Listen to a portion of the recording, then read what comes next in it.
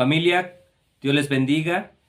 La semana pasada estuvimos hablando acerca del derramamiento del Espíritu Santo, donde comprendemos cuál es el propósito por el cual Dios ha derramado su Espíritu Santo en abundancia, ¿verdad? El propósito es que nosotros llevemos la palabra de Dios, que prediquemos el Evangelio y que la gente sea convencida, ¿verdad?, por el poder del Espíritu Santo de su pecado, y por obra del Espíritu Santo ellos rueguen a Dios, clamen por misericordia y así ellos se conviertan. Podemos ver cómo Joel realmente sus profecías se han cumplido. El derramamiento del Espíritu Santo tuvo su cumplimiento el día del Pentecostés, hace aproximadamente 2000 años. Hoy veremos el juicio de las naciones y esto nos debe de también animar a que continuemos hablando su palabra, porque como veremos en un momento, es tan necesario porque el derramamiento de la ira del Señor sobre las naciones va a ser tan terrible y va a ser sobre todas aquellas que no quisieron, que no quieren nada con Dios y que estuvieron atacando a su pueblo, que lo oprimieron y lo dispersaron. Pero antes de continuar, vamos a orar, familia. Amado Dios, gracias por tu palabra, nos ponemos en tus manos y que sea tu Espíritu Santo obrando en nuestros corazones, Señor. Produce en nosotros, oh hermoso Espíritu Santo, el querer como el hacer, Señor. Que haya en nosotros ese deseo de abrir nuestra boca y de anunciar las buenas nuevas a todos aquellos que aún no te conocen. En el nombre de Jesús te lo rogamos. Amén. Vamos a leer, familia, el capítulo número 3. Iniciamos leyendo el versículo 1 al 3 de Joel. Dice, porque he aquí que en aquellos días y en aquel tiempo en que haré volver la cautividad de Judá y de Jerusalén, reuniré a todas las naciones y las haré descender al valle de Josafat, y allí entraré en juicio con ellas a causa de mi pueblo y de Israel mi heredad, a quien ellas esparcieron entre las naciones y repartieron mi tierra. Y echaron suerte sobre mi pueblo, y dieron los niños por una ramera, y vendieron las niñas por vino para beber. Dice, porque he aquí en aquellos días. Y esto se refiere a los días finales de la redención de Israel. Recordemos que Joel está advirtiendo al pueblo que la calamidad que ellos están experimentando, refiriéndome a al problema de las langostas, aunque es terrible, no es tan terrible como lo que va a suceder en el final de los días, en los días finales. La semana pasada aprendimos que el Espíritu Santo iba a venir, iba a ser derramado, ¿verdad? Como dijo Joel en el capítulo número 2, del 28 al 32, que Él iba a derramar de su Espíritu Santo en los últimos días, en los postreros días.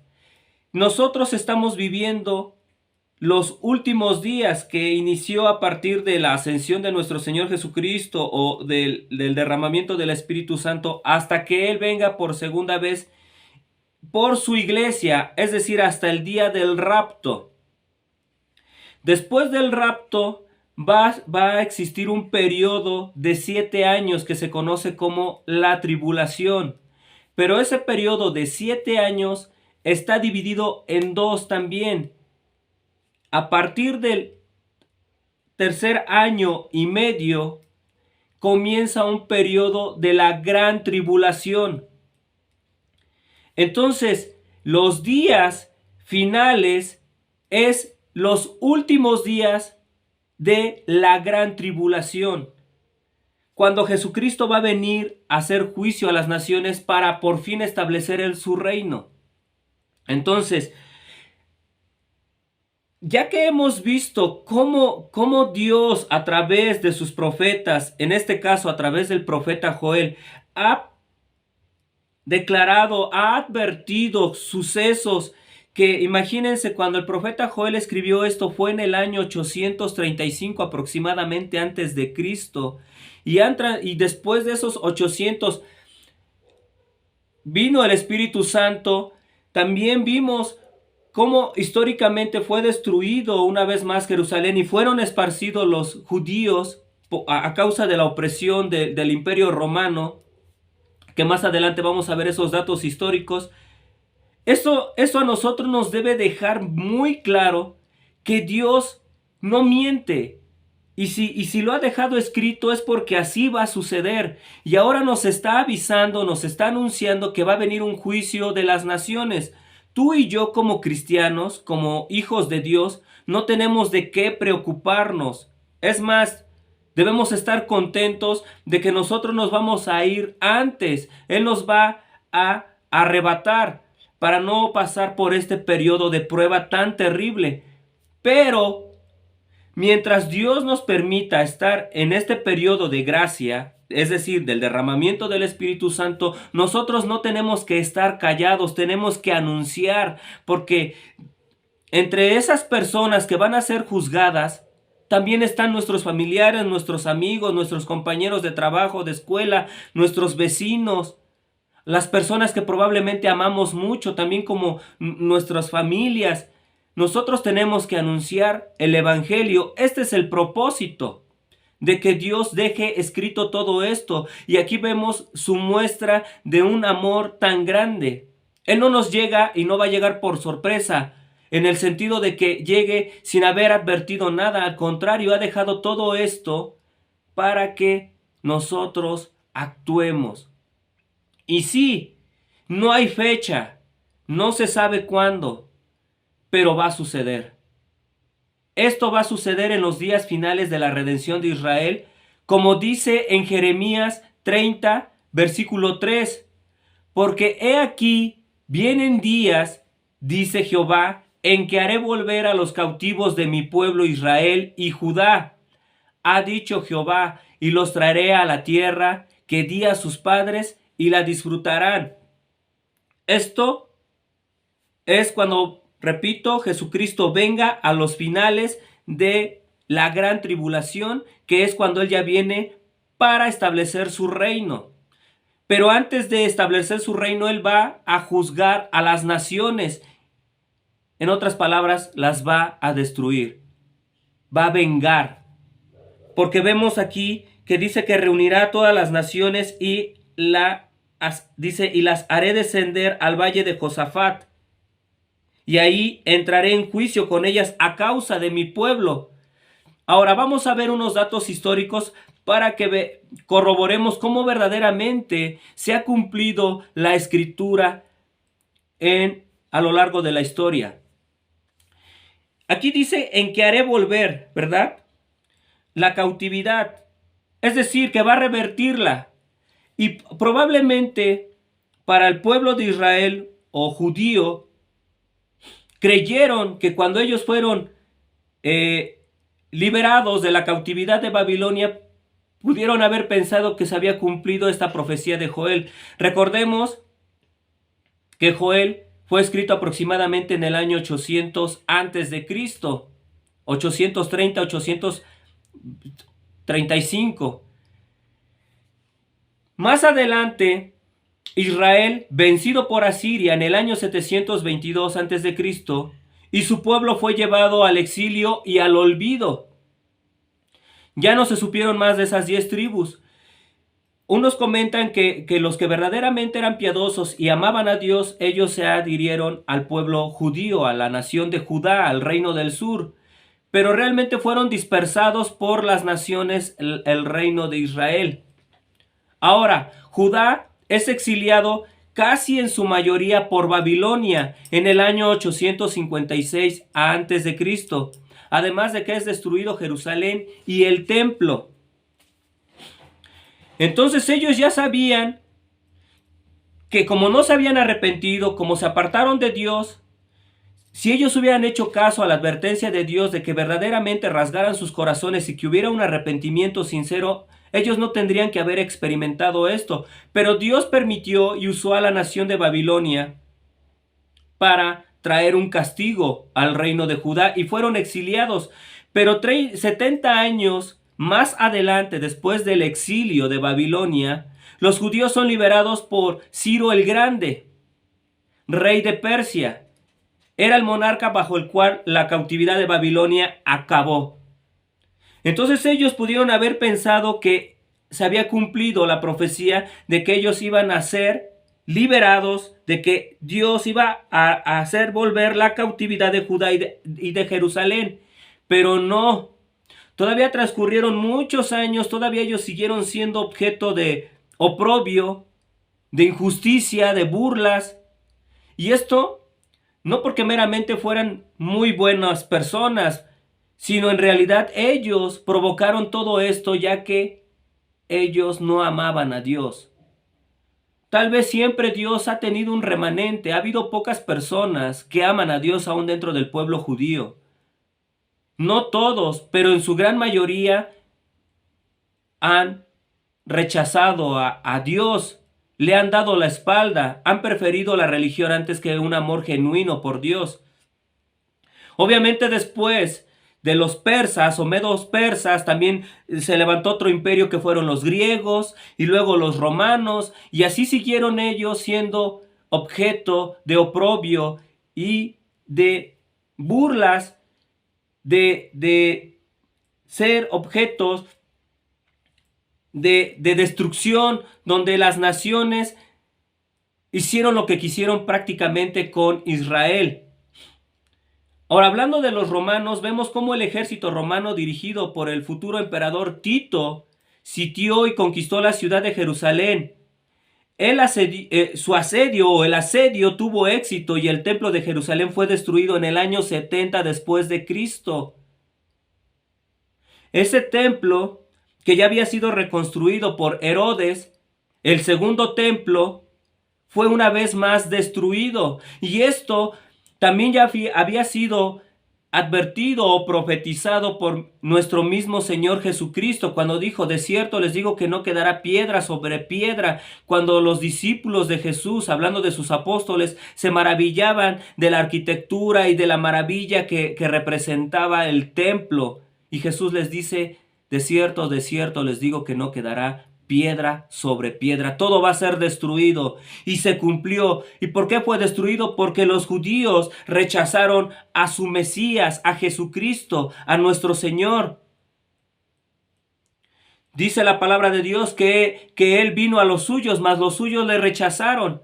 Entonces es por eso que ahora nosotros conocemos el Evangelio, pero ellos experimentaron las consecuencias. Ahora, en el año 1945 después de Cristo finaliza la Segunda Guerra Mundial, donde mueren 6 millones de judíos asesinados. El 24 de octubre de 1945 se funda la ONU. ¿Y con qué propósito? Para que empiece a cumplir o a cumplirse esta profecía de que dice que los hará volver de la cautividad. Entonces el Señor hizo volver a la cautividad de Roma, ya que en el año 70 después de Cristo ellos fueron esparcidos también por todas las naciones. Dice: y comenzó el 14 de mayo de 1948, donde el judío por la ley de retorno puede regresar a Israel, y Jerusalén se mantuvo en ocupación extranjera hasta el año 1967, es decir, la capital, donde Jerusalén resurgió como la capital de Israel. En ese mismo año, en 1967, se enfrentaron a otra guerra que es conocida como la Guerra de los 6 días, conflicto bélico iniciado por Egipto y Siria para recuperar los territorios de Israel. Y si nosotros nos metemos un poquito más a escarbar, a escudriñar, ¿quiénes eran los asirios, los filisteos o la filistea? Y puede uno darse cuenta que aún los filisteos descienden de Egipto. Y son las naciones árabes que hicieron guerra contra Israel en este año, en 1967, porque quisieron, ellos siguen peleando, continúan luchando, ellos quieren todavía tener esa tierra que le corresponde a Israel. Pero podemos darnos cuenta cómo Dios ha ido preparando todas las cosas, levanta a la ONU, la Organización de las Naciones Unidas, para que voten todas las naciones que forman parte de esta organización y su fallo resulte positivo en cuanto a que a Israel se le permita recuperar y tener su tierra que históricamente le pertenece a él. Dios es maravilloso y nosotros eso debe anunciarnos algo muy importante, que estamos muy cerca de que Jesucristo venga. En el versículo número 2 vemos cómo Dios los llama a que los hará descender al valle de Josafat. Josafat significa Jehová juzga o el Señor juzga. También Josafat puede ser utilizado este nombre porque fue un rey de Judá que en aquel tiempo de su reinado se llevó a cabo un hecho similar a esto, donde hubo un encuentro, donde él peleó con varias naciones y donde pudimos ver cómo en la Biblia queda registrado que durante este juicio o más bien esta guerra, esta batalla, Dios peleó por Josafat. Dios peleó por su pueblo. Y dice que las naciones que iban o que atacaron a Judá, entre ellos se mataron, se confundieron. Entonces, toda la historia de la Biblia son un panorama profético que nos dan una sombra de lo que sucederá en el futuro. Ahora, yo en lo personal creo que el valle de Josafat se refiere más que nada a este nombre simbólico, a su significado, donde Jehová juzga. Esto está diciendo que Dios va a juzgar a las naciones. En Sofonías, capítulo 3, versículo 8 dice así: por tanto, esperadme, dice Jehová, hasta el día que me levante para juzgaros, porque mi determinación es reunir las naciones, juntar los reinos, para derramar sobre ellos mi enojo, todo el ardor de mi ira, porque el fuego de mi celo será consumido. Por el fuego de mi celo será consumida toda la tierra. Recordemos lo que dice el apóstol Pedro en sus cartas, que en los finales de los tiempos, los elementos serán consumidos por el fuego. Esto va a ser terrible, familia. Gracias a Dios, nosotros no vamos a estar porque hemos creído en Jesucristo y como les dije en un principio, vamos a ser arrebatados. Antes va a suceder el rapto. Esto ya es en los días finales de la gran tribulación. Ahora, esta es la razón por la causa del juicio, que ellos fueron culpables que el pueblo de Israel fuera esparcido por todo el mundo. Sí, Dios está trayendo castigo a los judíos, a su pueblo, a Israel, pero estas naciones se pasaron, también abusaron de ahora sí que de listos, y ellos no solamente castigaron, sino que realmente maltrataron y provocaron que la nación de Israel le fuera difícil regresar a su nación. Y ellos siempre han escarnecido, siempre han sido burlones de la nación de Israel.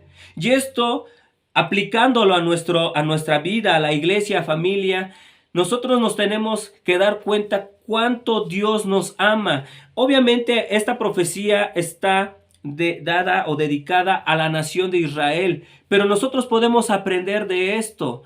Cómo Dios ama a su pueblo a pesar de que ha sido una nación rebelde, pero por unos cuantos que aman a Dios, Dios está dispuesto a vengarlos.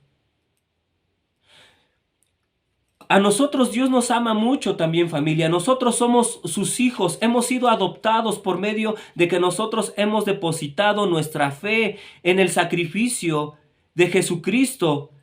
Ahora nosotros somos sus hijos, somos su iglesia y también nos ama muchísimo.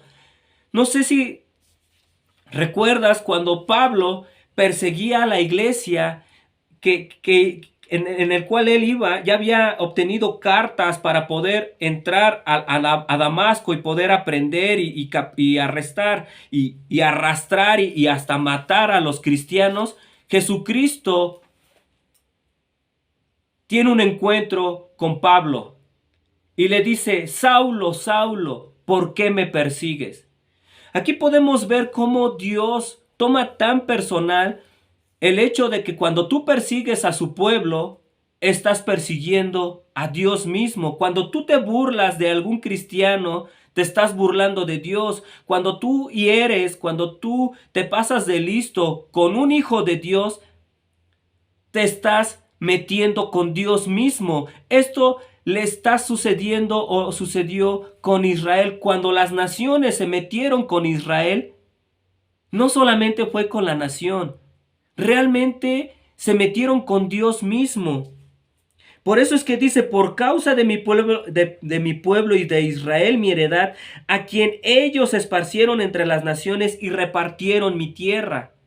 Esta es la razón, porque se metieron con su pueblo de Dios, por el cual Dios va a hacer juicio a las naciones, y porque se repartieron su tierra. Acompáñame a leer Levítico 25:23, que dice así: la tierra no se venderá a perpetuidad, porque la tierra es mía y ustedes no son aquí más que forasteros y huéspedes.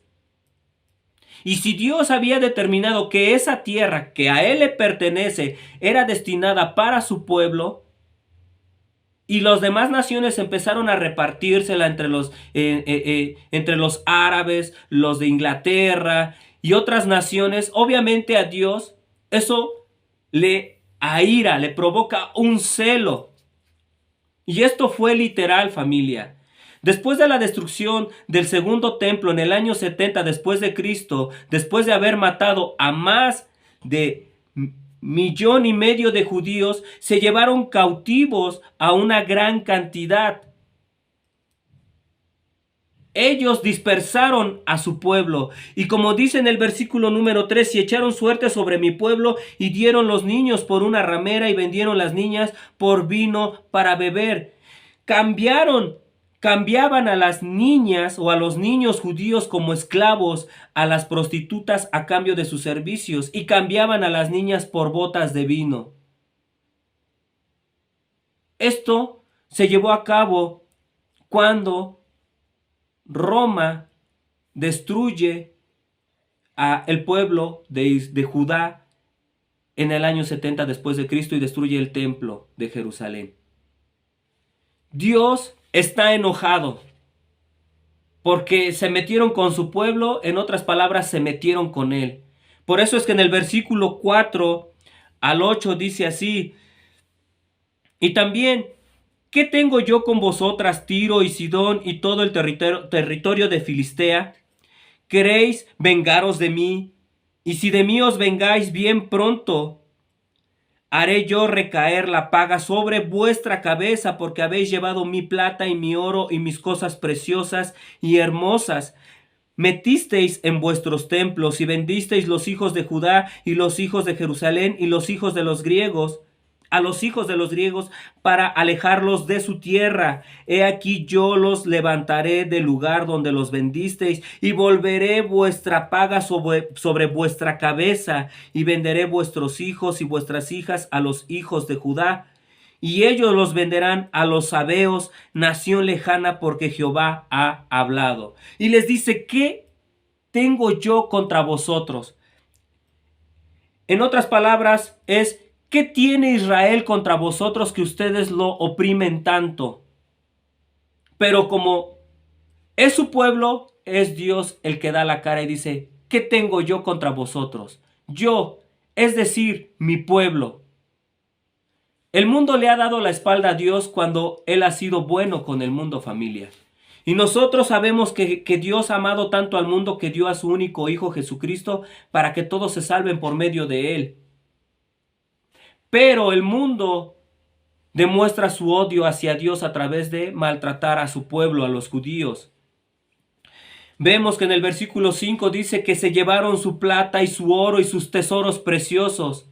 Eso es el oro y la plata de su pueblo, que le pertenecía a su nación, pero una vez más, lo que es de Dios, y si Dios así lo ha decidido, se lo da a su pueblo, esas riquezas, pero ellos las saqueaban.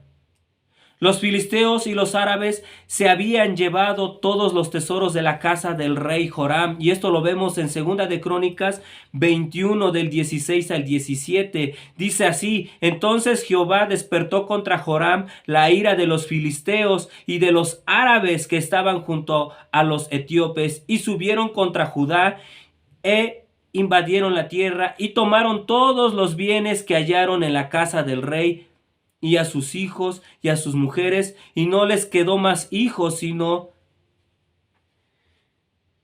solamente Joacás, el menor de sus hijos. Siria también saquea los tesoros del templo y del palacio del rey de Judá, y esto lo vemos en 2 de Reyes 14:14. Y tomó todo el oro y la plata y todos los utensilios que fueron hallados en la casa de Jehová y en los tesoros de la casa del rey, y a los hijos tomó de rehenes y volvió a Samaria. Podemos ver cómo los árabes entonces, y cómo los filisteos, y cómo estas naciones saqueaban a la nación de Judá. Y por eso es que él dice, nuestro Dios: se han llevado todos mis tesoros, se han llevado mi plata y mi oro. Y dice que los han consagrado y los han puesto en sus templos, templos de ídolos. Esto era una costumbre entre los paganos, colgar en los templos de sus ídolos partes del botín de guerra como parte, como un presente para sus dioses. Esto también nos habla de la idolatría, familia, cómo a veces lo que a Dios le pertenece, nosotros lo consagramos a otras cosas, lo ocupamos para honrar a otras cosas y no lo destinamos para Dios. Todas las riquezas, el oro y la plata, dice la palabra de Dios, que le pertenecen a Él. Él es dueño de todas las riquezas. Si tú tienes riquezas o si tú tienes lo necesario, aún eso le pertenece a Dios y Dios te lo ha otorgado a ti, pero tiene que ser utilizado en buena forma, en las cosas del Señor, en tu familia, en tus hijos. Tiene que ser usado de una manera que honre a Dios, que le dé gloria. Pero también vemos en el versículo 6 que todo esto tuvo un propósito y ellos lo hacían. El hecho de esparcir a los judíos era para alejarlos de su tierra. Y esto era para que así no tendrían la esperanza de volver. Este era un severo golpe para los judíos porque consideraban como inmunda toda nación y pueblo extranjero. Ellos se sentían mal, alejado de su pueblo, alejado de su templo, alejado de los rituales, alejado de sus hábitos. Pero eso lo hacían para que ellos no consideraran volver a su tierra. Al final de los tiempos hará surgir una cosecha de israelitas en todo el mundo. Es lo que vemos en el versículo número 7. Dice que los levantará del lugar donde los vendisteis.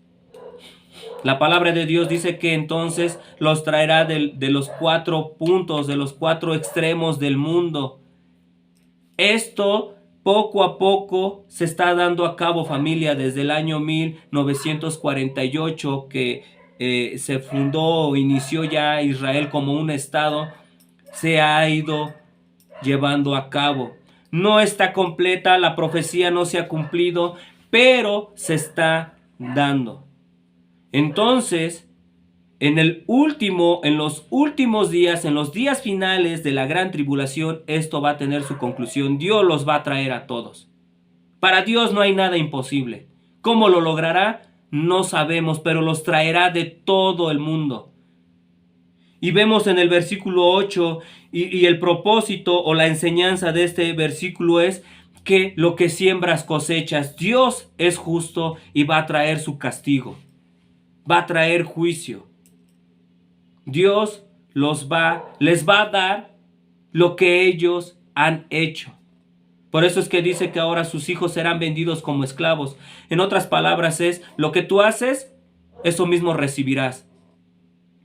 Y nosotros lo que tenemos que aprender de esto, familia, en conclusión, es que Dios cumple sus profecías. Y podemos ver cómo a través de la historia se ha ido dando. Y esto debe de generarnos a nosotros un mayor asombro y confianza en Dios, de que Él es fiel a sus promesas, aunque son promesas a veces difíciles. Pero para nosotros debe de ser de gozo, pero también nos debe de llevar a comprender que el día está cerca, la segunda venida del Señor. Y tenemos que hablar su palabra. No tenemos que ser indiferentes, no tenemos que ser temerosos. Nosotros tenemos que confiar en Dios. Amén, familia. Vamos a concluir.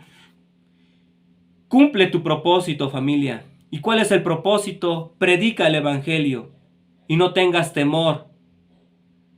¿Por qué? Porque a ti no te rechazan a Dios. Más bien ruega a Dios por misericordia para tu familia, tus amistades, tus conocidos, para que Dios pueda alcanzarlos. Compartamos el evangelio, familia. Amén, vamos a orar. Amado Dios, gracias por tu palabra. Gracias, Dios, porque podemos ver cómo eres fiel, Señor. Y gracias, Padre, porque tú nos das el privilegio de ser usados para hablar tu palabra, Señor. Y gracias, Padre, porque confiamos que antes que sucedan estas cosas nosotros seremos arrebatados por ti, Señor. Nos reuniremos contigo en las nubes y estaremos en tu presencia, Señor, durante este periodo, Señor, de tribulación, Padre. Gracias, Padre hermoso. En el nombre de Jesús, amén. Familia, Dios te bendiga.